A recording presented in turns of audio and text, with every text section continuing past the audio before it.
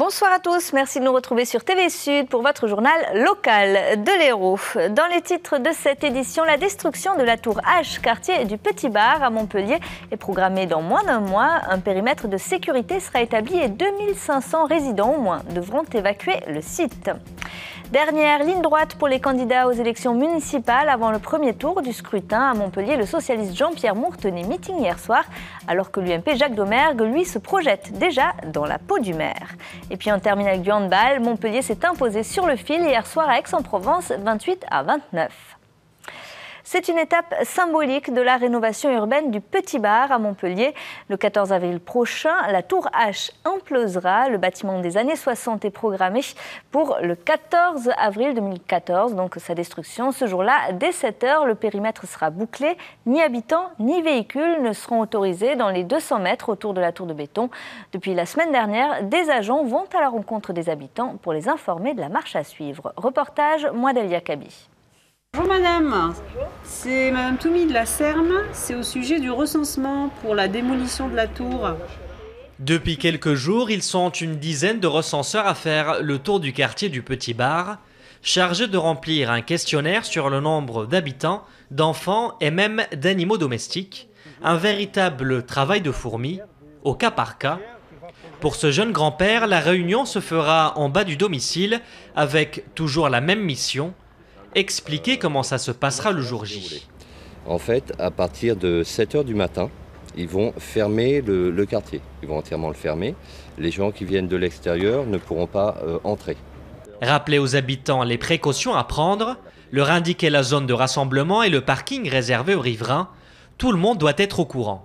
Déjà pour être sûr qu'ils ont eu l'information, pour bien véhiculer l'information, c'est un temps qu'on prend avec les habitants pour leur expliquer qu'est-ce qui va se passer le 14 avril, c'est une journée un peu exceptionnelle où on va modifier les habitudes, le quotidien des habitants. La destruction de la tour H, c'est surtout celle de l'un des derniers symboles du Petit Bar. Le quartier est aujourd'hui un chantier à ciel ouvert et les 18 étages de cette tour représentent un passé que les habitants ont envie d'oublier. C'était dans les cages d'escalier pour les femmes et les enfants, surtout quand il n'y a pas d'ascenseur. La nuit, c'était du cauchemar. Elle était totalement en insécurité totale, les gens n'étaient pas en sécurité dedans. Donc déjà, dans un premier temps, c'est une très très bonne chose.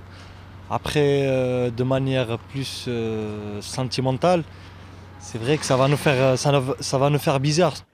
La tour sera démolie par implosion, une méthode choisie à cause de la proximité avec les bâtiments voisins. Des logements sociaux devraient être construits à sa place. J-3 avant le premier tour des municipales et le leader de la liste UMP UDI Modem à Montpellier tenait cet après-midi une conférence de presse intitulée « Les 100 premiers jours de la nouvelle équipe municipale ». L'occasion de détailler donc concrètement les premières actions de Jacques Domergue s'il était élu, de là à vendre la peau de l'ours un peu prématurément. Écoutez. Se projeter dans les 100 jours, c'est bien expliquer aux Montpelliérains que je suis prêt à les prendre en charge et à m'occuper de la ville.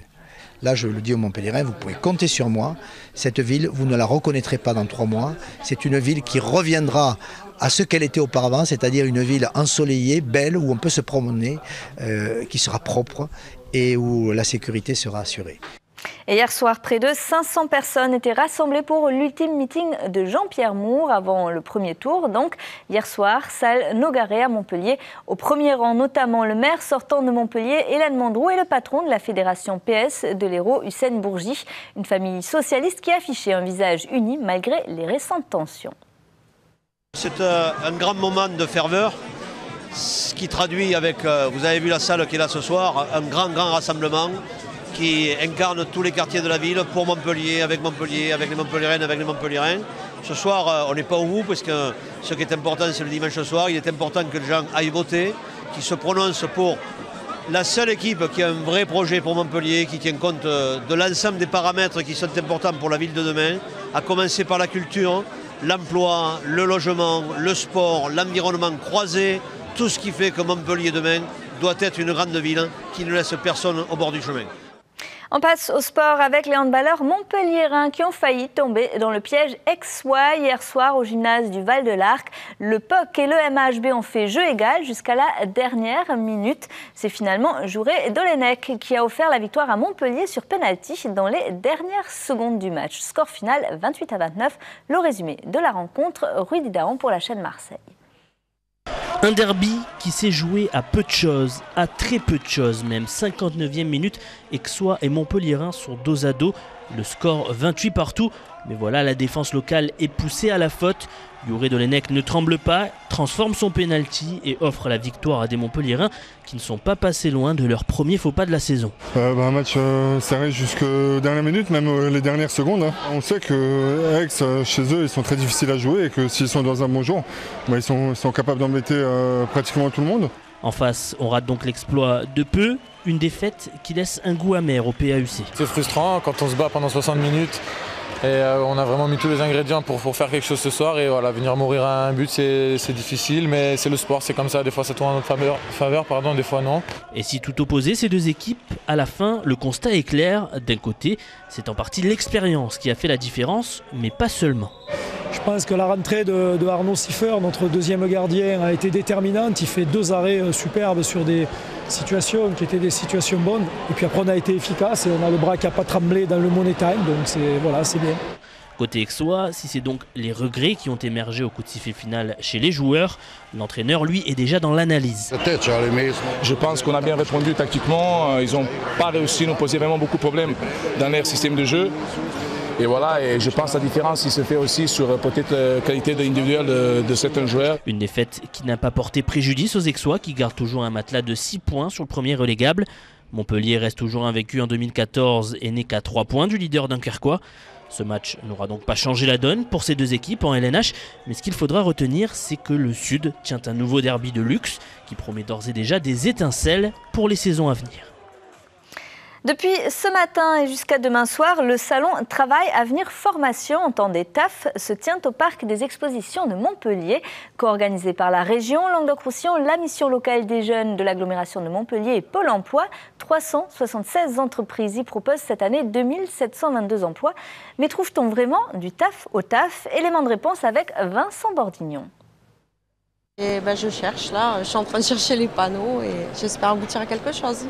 J'ai fait un petit tour d'horizon, c'est plutôt positif, mais je pensais qu'il y en aurait davantage encore. Je suis allée voir une entreprise où j'ai eu un très bon relationnel. Donc, moi, je suis hôtesse d'accueil standardiste, donc on m'a proposé un poste d'être formatrice justement pour les hôtesses. Je suis un commercial multilingue, donc on utilise beaucoup l'anglais, la négociation internationale et tout. Donc le salon, j'ai pas trop trouvé ce que je recherchais comme entreprise. Je suis sexothérapeute, spécialiste du plaisir féminin et je suis toujours curieuse de rencontrer d'autres femmes. Pas mal d'emplois pour postuler. C'est vrai qu'il y a plusieurs sortes de métiers. Après, je suis pas trop fait pour ça. Le salon TAF qui se termine demain soir au Parc Expo de Montpellier. Voilà, c'est la fin de ce journal. Retour de l'actu dès ce soir sur votre chaîne locale à 20h30 avec l'info de votre région. Au revoir.